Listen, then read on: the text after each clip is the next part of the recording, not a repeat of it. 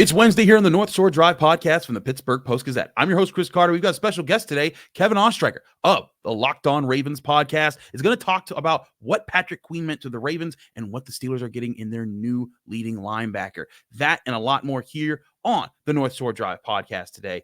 Let's get into it. You are now listening to the North Shore Drive podcast, a show on all things Pittsburgh sports from the writers of the Pittsburgh Post-Gazette, hosted by Christopher Carter.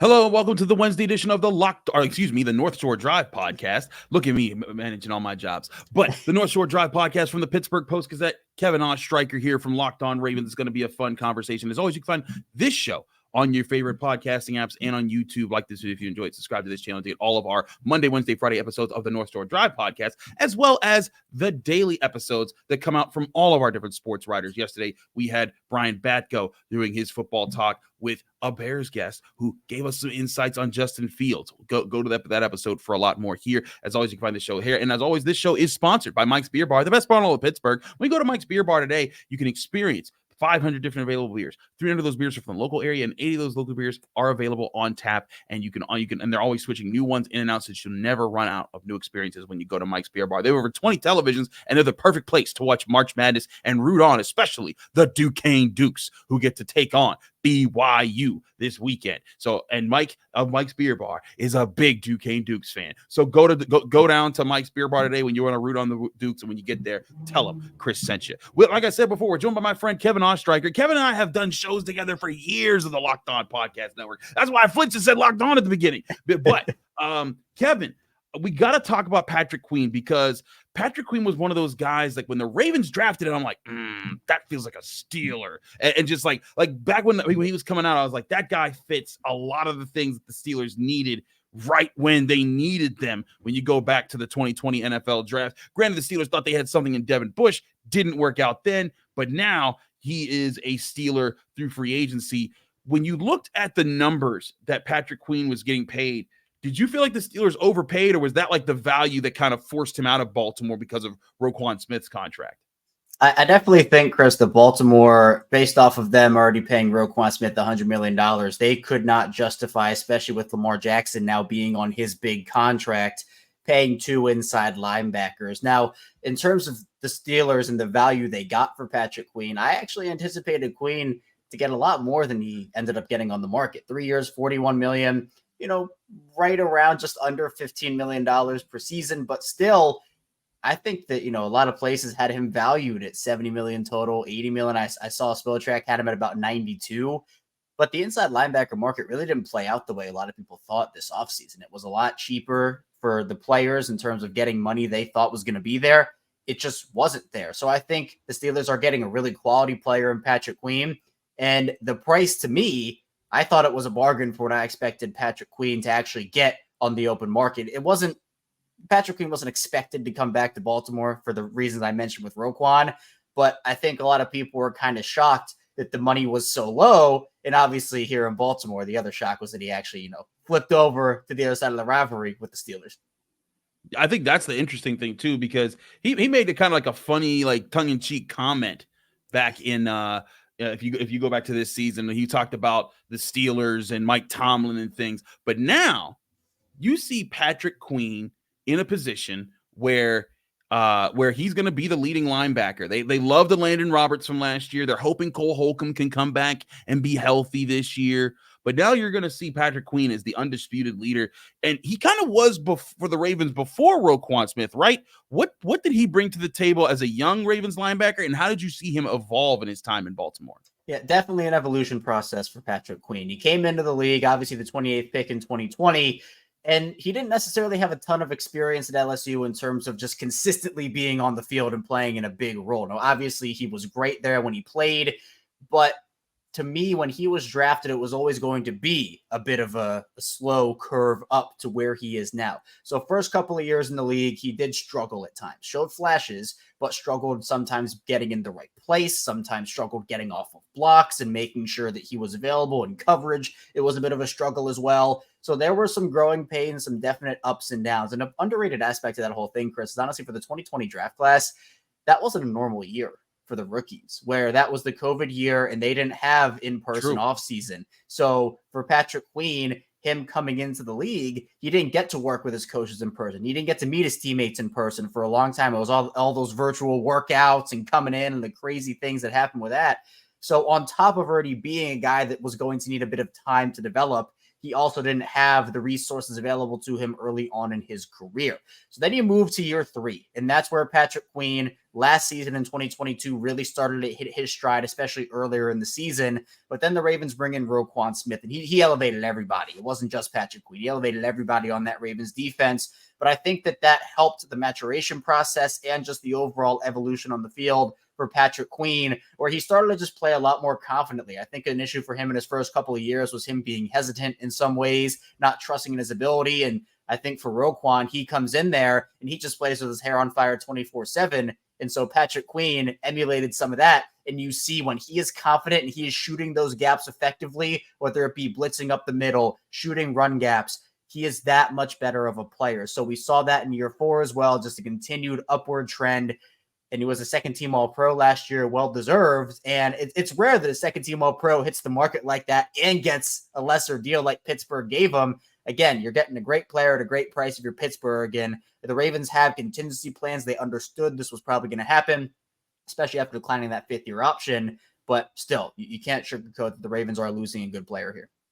And I think that's the thing that the Steelers, taking one away from the Ravens is just is pretty valuable. But so is getting a linebacker that fixes the Steelers' problem. And the Steelers have been looking for this guy for years, since Ryan Shazier was paralyzed in 2017 and his career was ended short. The Steelers, 2018, they tried John Bostic. That didn't work. They drafted Devin Bush in 2019. It looked like it did work for about a season and a half, and then he came back from his injury and was never the same again. And then they tried last year. They even got 3 decent veteran linebackers. 2 of them went out for the season. One of them ended the season like on a super strange shoulder. So now you're sitting there and you're saying, dang, like you need options. Well, the thing is about Patrick Queen, he's 24 right now. He'll be 25, I believe, when the league starts in September. So he's gonna be he's gonna be in his youth, in his prime. There's gonna be some 24-year-olds coming out the draft this year in the linebacker class. So like, the Steelers are getting an experienced, athletic guy in the middle part of their defense at a spot that they desperately needed to address for years, and it all appearances seem to suggest that Patrick Queen, he's not being overhyped. He's not being overpaid. He's very much the guy that they kind of need right there. He's not going to be the best linebacker in football, but he's going to be one of the better ones. Yeah, I think that, again, if you're Pittsburgh, you already know how good your defense is. Now it's just about filling in the pieces. And it's not like you paid Patrick Queen $100 million. You still have some avenues to explore in terms of continuing to address the defensive side of the ball, obviously with the quarterback turnover there, and what's the receiver position going to look like with Deontay Johnson now out of the fold. So there are avenues for the Steelers to improve here, but with Patrick Queen, that is an evolution to the linebacker room where you're right. Ever since Ryan Shazier, they've been looking for that guy. And now the next, I guess, the question for Patrick Queen is, with him, quote unquote, stepping out of Roquan Smith's shadow. That's the conversation. Is he willing and ready? He's certainly willing, but is he ready to lead this defense? Now, obviously, there are already leaders on it, right? TJ Watt and Cam Hayward and Minkah Fitzpatrick. Those guys have been there and they are the unquestioned leaders. But in terms of being the middle of the defense, this is going to be Patrick Queen's defense. And he has that experience. Obviously, before Roquan came in, he was thrust into that role as being the middle of the defense for the Ravens. But then Roquan came in and those two worked in tandem together. So Queen is, again, unquestionably the best inside linebacker on Pittsburgh right now. And we're going to see how it all pans out. But I do think that this is a major upgrade for the Steelers. And middle linebacker, I think that we talk about running backs and how that position is devalued. I think middle linebacker has kind of become a bit devalued as well, especially with the evolution of box safeties and moving guys all around. So the art of a pure middle linebacker has become a bit lost, but Patrick Queen is still certainly a good one. And I think Pittsburgh, again, got a really good player here. I think so too. I want to talk about another guy that the Steelers got that's also a former Raven, DeShon Elliott. We'll do that and talk about the AFC North here on the other side of this next break of the North Shore Drive podcast from the Pittsburgh Post-Gazette. Chris Carter, Kevin Oestrecher. But first, I want to remind you, this show is brought to you by Mike's Beer Bar, the best bar in all of Pittsburgh. When you go to Mike's Beer Bar, you're going to get to experience the best bar. When I mean that, it's because you go in there, and if you love beer, you're never going to run out of options. There were 500 different available beers. 300 of those beers are from the local Pittsburgh area, and 80 of those local beers are available on tap. And every single day, they're swapping new ones in and out. When I go there and I'm setting up for shows in the morning, when we do our shows there, live there, we'll also be doing a live NFL draft show there come the NFL draft. So stay tuned for that and be sure to attend with us. But when we do that, when I go in there, I'm seeing the bartenders, the waiters, the waitresses. They're replacing the menus because they always got new beers coming in, whether it's stouts, hefeweizens, IPAs, pale ales. They love their beer there, and you're gonna love the beer there too. They also have over 20 televisions. You can even book a table with a television reserved to your specific game. So again, if you're going in for March Madness and you're trying to watch them Duquesne Dukes with a bunch of other Duquesne Dukes fans, best place to go is Mike's Beer Bar if you can't get all the way to Omaha, Nebraska. Also, they have amazing food like steak on a stone, where you get your choice cut of steak brought to you on a heated stone, where you cut off every single piece and press it into that stone, and you choose how well done you want every single bite. It's Mike's Beer Bar. It's on Federal Street, right across the street from PNC Park, and it's the best bar in Pittsburgh. So go there today at Mike's Beer Bar, and when you get there, tell them Chris sent you.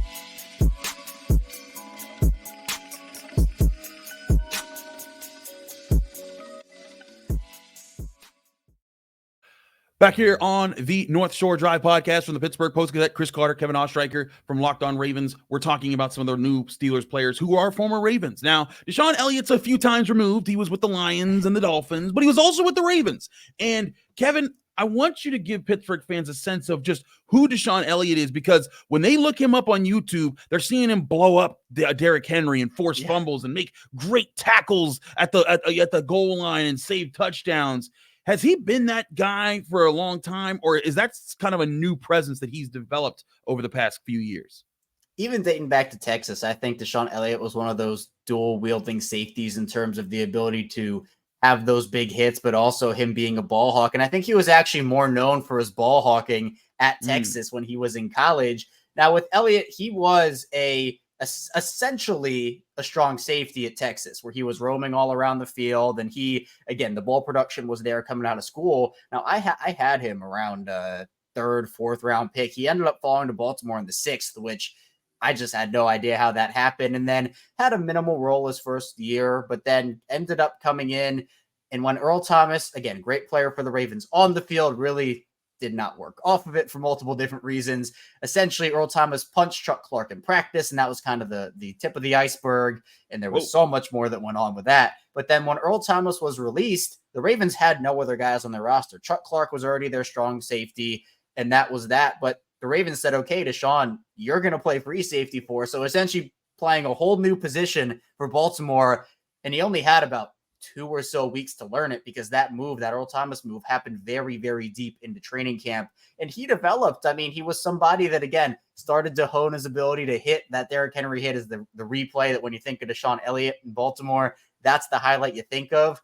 But he also has that ball hawking ability and ball hawking presence. The thing with DeShon Elliott, though, with Baltimore was the injuries. I think a lot of people, so much potential. A lot of people loved what he could bring to the table, but we just didn't get to see it enough here in Baltimore because he always seemed to be injured. And I think that's a reason why Baltimore didn't end up bringing him back. And he ended up going to Detroit that year, and then obviously Miami the next. So I think Elliott's still a really good player. If he's able to stay on the field for the Steelers this season, I think there's a lot of potential there, especially working with Minkah Fitzpatrick, both of those guys known for forcing turnovers and just being all around the field. I think you can work those two in tandem and rotate them a ton. And again, we talk about those 3 safety looks. Those 2 are going to be very involved. Fitzpatrick obviously is going to be on the field all the time for Pittsburgh. But at the end of the day, I think Elliott gives you a versatile chess piece for this defense, which I think can make a really big impact on how the Steelers play this season. To your point about DeShon Elliott's injuries, he suffered quite a bit, especially in 2021. He had a knee, concussion, quad, finger. He had quite a few injuries. But last year did a couple, but seemed to only miss like not that much time when you look at his overall resume. And I think that's where the Steelers aren't looking for DeShon Elliott to be the game changer. They're looking for him to just be the guy who can fly around the line of scrimmage, help against the pass underneath, and get Minkah Fitzpatrick back to being Minkah Fitzpatrick. Because too many times last year, I felt that Minkah Fitzpatrick was asked to play up in the box, was asked to come down and help with the run. And in doing that, sometimes it worked. It was great when they actually ran the ball at him. And it's like, hey, you'll want that to be the case. Minkah Fitzpatrick's a dog. He'll go get a guy. But when they don't run the ball at him, or it's the ball's not coming his way and the ball's going deep while he's not there, that's a missed opportunity to have one of the best ball hawking safeties and center fielding free safeties in the NFL to be back there doing what he does best. And that's where I think DeShon Elliott can help the Steelers. He only has 3 interceptions in his 5 years in the league, but he's not being brought to the Steelers to make interceptions. He's being brought to the Steelers to make tackles, to cover underneath, to make breakups here and there. He had 7 passes defense last year for the Dolphins. If he does those things, kind of think back to Terrell Edmonds, but maybe like a better Terrell Edmonds, a guy that wasn't a turnover machine, but could give you good hits, give you decent coverage, stay tight on receivers and running backs and tight ends, and then free up Minkah Fitzpatrick to be what he needs to be. I think that's who they're getting in DeShon Elliott. And it also helps that he does have some ball hawking tendencies, that he is finding the ball when he's playing the run. You need those kind of guys in the middle part of your defense.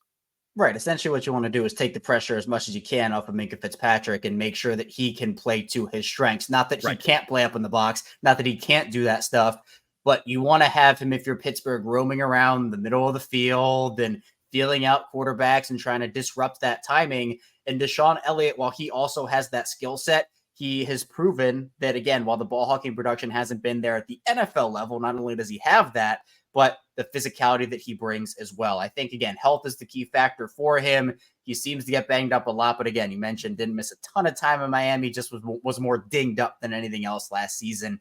But to me, I think that it's a really nice tandem with that, and I feel like Fitzpatrick is a player where if you can maximize his skill set, everybody else automatically gets a boost, and that would include a guy like DeShon Elliott. So you can work those guys in tandem. I'm sure Pittsburgh will figure it out in training camp, how they want to utilize a guy like DeShon Elliott in the middle of that defense. And Patrick Queen, it's also those guys they're fast players. Patrick Queen is a sideline-to-sideline linebacker. DeShon Elliott has some speed to him as well. So you're getting faster on the defense. I think those were 2 really good moves for the Steelers. Both players I love when they were in Baltimore, and obviously now, again, flipping over to the other side of the rivalry here with the Steelers.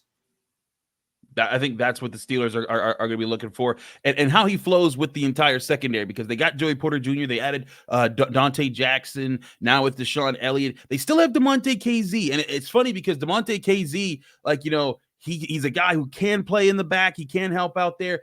He comes up to deliver big hits, but also illegal big hits. And that was a problem the Steelers ran into late this season. So they need a guy who can hit, but isn't trying to throw his whole body weight into it and doing so in ways that draw penalties and also injure other players. So if Elliott can be that guy, I think it's such a helpful tool to the Pittsburgh Steelers. The defense, they have their stars. They have TJ Watt. They've got Alex Highsmith, Minkah Fitzpatrick, Cam Hayward sticking around. Joey Porter Jr. is looking like a strong option there. They need more role players. And I think Patrick Queen can add to the star level of players there, but they need more role players. And I think that's where DeShon Elliott comes into play. I want to talk more about the AFC North in general with Kevin, because the AFC North is certainly changing a lot. The Bengals added a new player. The Browns added a new player. Who are the Ravens getting? We'll talk about the AFC North and how that's shaping out here on the other side of the North Shore Drive podcast right after this break here. Stick with us. We'll be right back.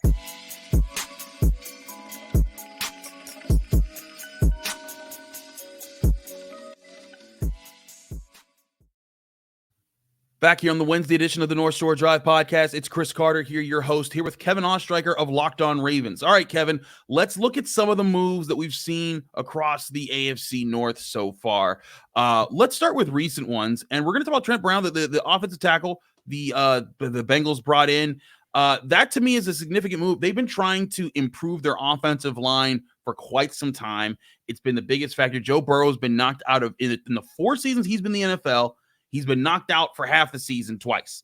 And that's where, if you're the Bengals, you gotta find a way to fix this offensive line. And I'm sure they're going to invest it in the draft too. But is the tackle they got, is that the guy that you think can solidify their offensive line? Yeah, I think it's a good move. Brown was really good for New England and has been. Again, the Raiders' tenure, we're gonna forget about that because it wasn't that great for him. But obviously in New England, he was a really good player. Now you have two mammoths of human beings in both Orlando Brown, who was another former Raven. I could just talk forever about former Ravens in the AFC North. But you have Orlando Brown Jr. and you have Trent Brown. Both guys are 6'8", and again, just absolutely massive. So I think Cincinnati needed this move. I haven't been a big fan of what they've done this offseason in terms of swapping out Joe Mixon for Zach Moss, losing DJ Reader and trading him out with Sheldon Rankins. But the number one thing for the Bengals has been the offensive line. I mean, I remember back when Jamar Chase versus Penei Sewell was the huge debate in Cincinnati, and were they going to take Sewell? Were they going to take Chase? Obviously, Chase has worked out really well, but it all starts up front there. And it feels like the Bengals, that they've tried, right? They signed Alex Kappa and they got Ted Karras as well, I think, but they haven't really been able to fully put it together. And it has resulted, as you mentioned, Chris, in Joe Burrow getting injured and having too much pressure put on him. So I think that this Trent Brown move is my favorite of the offseason for Cincinnati.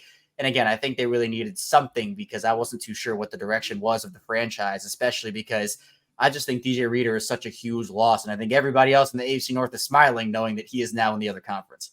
Yeah, absolutely. Let's talk about a big Browns move that just happened. We knew they traded for Jerry Jeudy, but we had no idea for how much they were going to pay him. And they just signed him to a big $50+ million extension for 3 years, $41 million guaranteed. And frankly, Kevin, I don't get it. I don't see what the heck they're doing there when you got a draft class. Granted, they don't have a first-round draft pick, but there's plenty of great receivers I think you get in this year's second round. But, like, you got all these receivers coming out, and then you pay big bucks to Jerry Jeudy. Never had 1,000 yards receiving Jerry Jeudy. Never had more than 6 touchdowns in a season Jerry Jeudy. I think that's an overpay. Am I missing something here? No, I think you're not missing a thing. I think that it's not a move that makes a ton of sense. If I had to come up with an explanation, if I had to kind of justify it, I would say that I guess they're trying to get ahead of what the receiver market is continuing to be, which is, I mean, Gabe Davis getting almost 15 per season and all these other players. Now, you can't justify it with Jeudy, though, because you mentioned it. Hasn't had an 1,000-yard season. We've seen the struggles with the drops. He hasn't been available at some points as well. I mean, maybe it was a condition of the trade where the Browns say, hey, Jerry, we're going to bring you in, and we're also going to sign you to an extension off of that. So was it contingent on that whole thing? I don't know. But, I mean, Jeudy has potential, but you're paying essentially $60 million for potential, which I think is very much so. I think there's a limit you can put on potential in terms of how much money you want to spend on it. Maybe he balls out with Cleveland and maybe he proves everybody wrong. But to me, based off of his current production and what we've currently seen, this is essentially them paying for the future in what it can potentially be and not paying for who Jerry Jeudy is at this moment, which, again, he's been in the league for a couple of years now. He's not a rookie or a second-year player anymore. So, exactly, you're seeing who he is a little bit. Not saying there's still no room for growth. There is, but at the same time, that's a lot of money for a player who hasn't had a ton of NFL production to this point. He hasn't. And certainly you could point to the quarterback play and, offensive systems just not really working in his favor. And sure, that could be an issue. But, I look at that and I just think, man, like, that's a lot of money to be putting down on a guy that I'm not sure about. And just, especially, again, when you can draft guys, you can sign. I mean, the Steelers, they're looking at Mike Williams right now. They're not going to pay him nearly what they're paying Jerry Jeudy. And I think that could be an equivalent type of talent guy that you bring into your organization. So I just... okay, I guess if the Cleveland Browns, I mean, hey, that front office has made a lot of good moves of late. Maybe this is another one. We just don't know it yet, and they see something that none of us do. But let's get to the Ravens too, the team that you cover. The Ravens went and got Derrick Henry. Now, Madubuike keeping him was a huge deal too. But I want to focus on Henry because there's some out there that think that Derrick Henry with Lamar Jackson, definitely a lethal duo in the backfield together. But there's some out there who think that adding Derrick Henry to a team that already runs the ball the best in the NFL when they need to improve the pass game, that's a misstep. Where are you at on your thoughts on that, on just the addition of Derrick Henry and what it'll do for the rest of the offense? Yeah, I personally think it was a good move for the Ravens. Now, again, we can have the conversations about how devalued the running back position is and how much money you should be investing in a running back in today's day and age of NFL football. But I think when you look at the other running back contracts that players got around the league this free agency cycle, Saquon Barkley got around $13 million per season, just base 13 per season. Josh Jacobs got 12. But then you look to Tony Pollard, who got $8 million. DeAndre Swift got $8 million. Derrick Henry also got $8 million. It was a 2-year, $16 million deal. If you can get Derrick Henry for the same price you're getting Tony Pollard and DeAndre Swift for, who I think are still fine players, but Derrick Henry, I think, is worlds above those two right now, I think that's fine. And I definitely hear people who are saying, well, why would you add a running back to an already great rushing attack when you were totally fine with Gus Edwards? You were totally fine with J.K. Dobbins. To me, I think even though the Ravens, that was their strength and will continue to be their strength, that doesn't mean you can't improve upon it, even if it already is the best. There is still a ceiling that they haven't even reached yet, even though they did have the best rushing attack in football and have had one of the best rushing attacks really ever since Lamar Jackson took over. Essentially, it's raising your floor and it's raising your ceiling. And now the question I wonder, at least for NFL defenses, is with Lamar Jackson before, with the Edwards and the Dobbins and all that, it was, well, we're going to have to defend both guys, but defenses were probably leaning more towards Lamar because they understood that he was the most dynamic player with the ball in his hands by a wide margin. Now you add in Derrick Henry, and while Lamar is probably still the most dynamic player with the ball in his hands, you now have to account for this bruising monster running back. And what do you do if you're a defense in terms of, well, we can either put in some heavy personnel to try to stop Derrick Henry and bring him down, but then you lose the speed if Lamar Jackson gets the ball, and vice versa. With Lamar Jackson, you bring in that light personnel to try to stop him, guys that can get sideline to sideline and try to bring him down. Right. Well, one-on-one with Derrick Henry, that's probably not going to go super well. So it's going to be about defenses finding balance, but I do view it as kind of a yin and yang situation between Lamar and Derrick Henry with how they can play off of each other in this offense. And again, if the running game is successful and teams have to start stacking that box up, it opens up the play action game and the rest of the passing offense as well for guys like Zay Flowers and whoever else they bring in, Rashad Bateman. So I do think it's a move that the Ravens could have, I guess, done without, but them adding Derrick Henry, and I still think is a quality one because it does raise your floor and your ceiling in the run game, even though it was already so good. I actually agree with this. I hear the people that are saying they could have spent that money on a wide receiver, they could have done this, but Derrick Henry can calm down so much in your offense. They can also make it so that Lamar Jackson doesn't have to run as nearly as much. The Ravens have been getting over with guys like Gus Edwards for the past several years. You add Derrick Henry there, that's a problem. I think that's where that's where I'm at on the Ravens additions here. But in the AFC North, there's still a lot of moves to be made. Kevin, thanks so much for joining us here on the North Shore Drive podcast from the Pittsburgh Post-Gazette. Let people know they can find you, follow you, and get more of your work. Yeah, you can find me over at Locked On Ravens. Obviously, we have 5 days a week Ravens content over there. So obviously, just like Chris over at Locked On Steelers, you can find us anywhere you get your podcasts, Apple Podcasts, Spotify, also on YouTube in video form as well. Also writing over at the Ravens Wire, so more Ravens content over there, and also working with the Ryan Ripken Show now, talking Ravens, talking Orioles. Baseball season coming up now. It's another exciting sports season getting underway. So tons of sports to me, Chris. I appreciate you having me on here. Absolutely. I'm Chris Carter of the North Shore Drive podcast. Find me here every day, Monday, Wednesday, Friday, as well as other days for our pitch shows that we do. And you can get all of the action on the North Shore Drive podcast. But remember, we have daily content that comes out from all of our writers. We've got plenty of Pirates writers. Noah Hiles is moving over to that beat. Jason Mackey and Andrew Destin holding it down there. Can also be finishing out the Penn season. We got March Madness covered. Abby Schnabel's going to Nebraska to cover the Duquesne Dukes. It's a whole lot to talk about here for the Pittsburgh Post-Gazette with our really big team. Stay here for all those episodes. Thanks again for tuning into the North Shore Drive podcast. I'll see you Friday when we're wrapping up the week. Thank you for tuning in to another episode of the North Shore Drive podcast from the Pittsburgh Post-Gazette. If you watch this video on YouTube, please like the video and subscribe to our channel. For all the sports coverage from the Post-Gazette that we have to offer, visit post-gazette.com.